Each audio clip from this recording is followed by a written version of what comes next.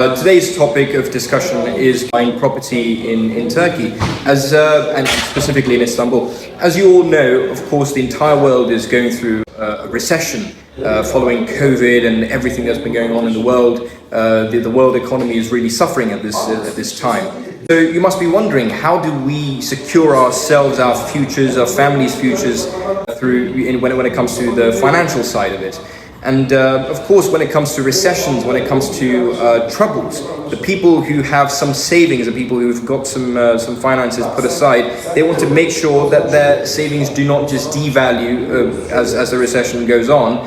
And so it's very important that you have invested that money, that sum, into hard assets, into real assets that will automatically correct themselves when the economy's phase changes, when it goes from a recession into a boom. So, and of course, that major asset is usually real estate. And so the question then is, if you're going to invest in real estate, what should you be looking at? Like, do you just buy any property that you find? Or is it important that the sort of market that you're going to be entering and the city or the country that you're going to be entering, do you do diligence and do you conduct your research before actually deciding where to invest?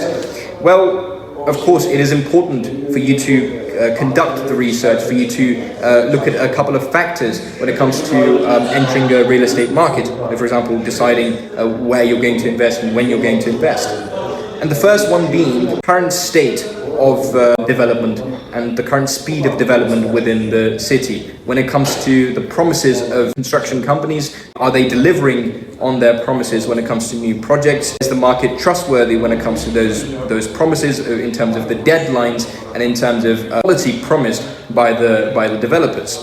And the third thing that you're going to be considering is the state of the economy of a particular country, and essentially how well has the real estate market fared in times of recession in the past in that particular country.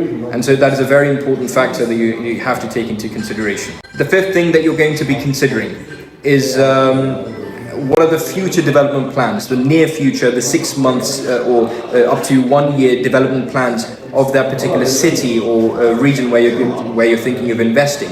That is a very important thing, because of course when you've got major development plans announced, it's better to buy the property as soon as possible, close to that news being announced as possible, because what's going to happen is that the buyers are going to rush towards that region and are going to throw their money at the good real estate projects. Of course, news like this, further development, more investment, definitely increases the price of that entire region.